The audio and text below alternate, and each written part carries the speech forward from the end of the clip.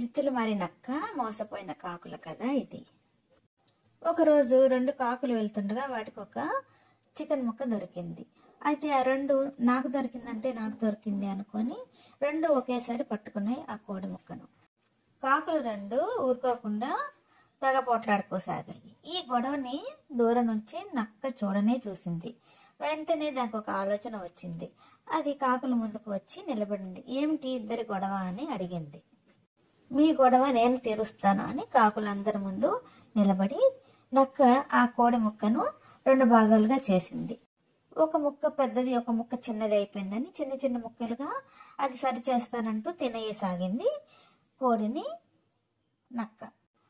అలా కాకులు చూస్తుండగానే నక్క మొత్తం కోడిని కాస్త తినేసింది. వాటి ముందే బ్రేవ్ అని తేల్చేసింది. ఇద్దరి సమస్యలో 3వ వారు సమస్య తెస్తారు గాని తీర్చలేరు.